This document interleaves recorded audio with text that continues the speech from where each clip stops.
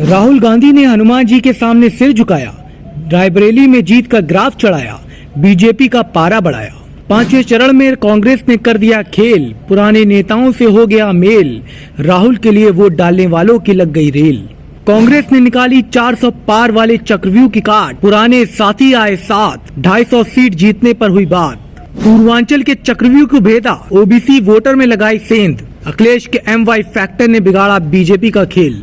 UP में पांचवें चरण की वोटिंग चल रही थी। कई बूथ पर लंबी कतारें तो कई बूथ पर सन्नाटा पसरा था। इस बीच राहुल गांधी अचानक से रायबरेली पहुंचते हैं, जहां बीजेपी के कुछ कार्यकर्ता राहुल गांधी के विरोध में खड़े हो जाते हैं। लेकिन राहुल गांधी के हनुमान मंदिर में दर्शन करते ही सारे विरोध के सुरों पर विराम लग जाता है। इधर राहुल गांधी मंदिर में माथा टेक कर बाहर निकले, उधर राहुल गांधी के समर्थन में लगे नारों से पूरा रायबरेली गूंज उठा। अब तक 5 चरणों की वोटिंग हो चुकी है, लेकिन इन सब में 5वां चरण कई मायनों में खास हो जाता है। वो इसलिए क्योंकि इस चरण में कांग्रेस और समाजवादी पार्टी ने वो खेल कर दिया जिसका बीजेपी ने ना कभी सोचा था, ना पीएम मोदी को जर्रा बराबर ख्याल था। छठे चरण के लिए पीएम मोदी उन सीटों पर समीकरण साधने में जुटे थे जहां बीजेपी की साख का सवाल है, तो उधर राहुल गांधी और अखिलेश के गठजोड़ ने बीजेपी नेताओं के पांव के नीचे से जमीन खिसका ली। 5वें चरण के गणित और बीजेपी को मिली इस टेंशन के बारे में बताएं, उससे पहले आपको उस खेल के बारे में बताते हैं जहां अब से बीजेपी फंसती जा रही है। बिहार, जम्मू कश्मीर, हरियाणा और पश्चिम बंगाल वो राज्य हैं जहां बीजेपी की अग्नि परीक्षा थी।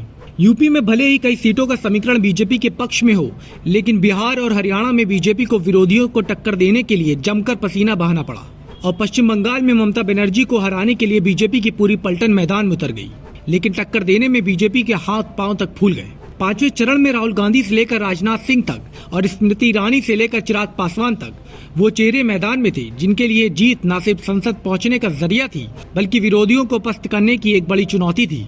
राजनीतिक दिग्गजों की माने तो 5वें चरण में कई ऐसे गढ़ थे जहां पर जीत पहले से ही कंफर्म थी, जैसे रायबरेली, जहां इस बार सोनिया गांधी नहीं बल्कि राहुल गांधी मैदान में थे। उनके लिए रायबरेली जीतना बेहद आसान हो जाता है क्योंकि सालों से रायबरेली कांग्रेस का गढ़ रहा है। वहीं अमेठी से स्मृति ईरानी और KP शर्मा में कांटे की टक्कर दिखी। ऐसा माना जा रहा है कि सरकार के कई कदम से लोगों में स्मृति ईरानी के प्रति गुस्सा बढ़ा है, तो KL शर्मा के लगातार अमेठी के लोगों से संपर्क में होने के चलते लोगों में उनकी पहचान बनी है। लखनऊ, जहाँ का रिजल्ट लोगों ने पहले ही तय कर दिया था। मुस्लिम हो या हिंदू, हर समाज में राजनाथ सिंह को लेकर इज्जत है, उनके काम की कद्र है और यही वजह है कि उन्हें जीत दिलाने के लिए लखनऊ का हर बूथ रोशन दिखा।